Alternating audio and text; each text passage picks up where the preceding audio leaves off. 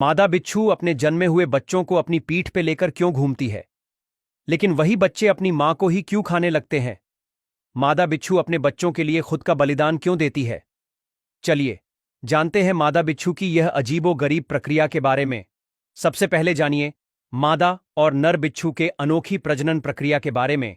बिच्छुओं की प्रजनन प्रक्रिया अद्वितीय और रहस्यमयी होती है, क्योंकि बिच्छू अंडे नहीं देते, बल्कि वे डायरेक्ट बच्चों को जन्म देते हैं। सबसे पहले नर और मादा बिच्छू रासायनिक संकेतों और स्पर्श के जरिए एक दूसरे को पहचानते हैं। जब नर को मादा मिलती है तो नर अपने आगे के चिमटे से मादा के चिमटे को पकड़ लेता है और एक प्रजनन नृत्य शुरू करता है।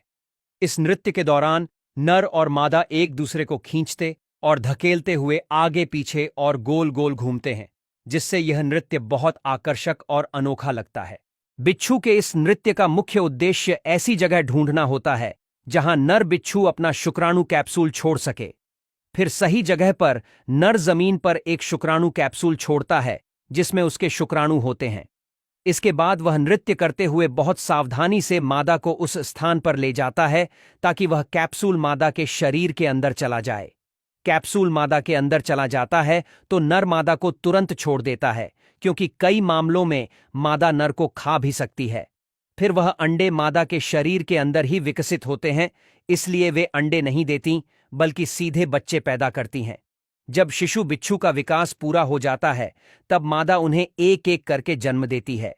यह प्रक्रिया रात में अधिक होती है क्योंकि बिच्छू रात में ज्यादा सक्रिय होते हैं और जन्म लेते ही छोटे छोटे बच्चे अपनी मां की पीठ पर चढ़ जाते हैं। मादा बिच्छू नवजात बच्चों को अपनी पीठ पर बिठाकर रखती है क्योंकि वे बहुत नाजुक होते हैं। बच्चे जब तक अपनी पहली खोल बदलने की प्रक्रिया पूरी नहीं कर लेते, तब तक वे अपनी मां की पीठ पर ही रहते हैं। यह समय आमतौर पर 1 से 3 सप्ताह तक का होता है। मां उन्हें सुरक्षा देती है और भोजन की तलाश में भी जाती है। अब सवाल यह है कि जब तक बच्चे मां के पीठ पर रहते हैं तब वह क्या खाते हैं?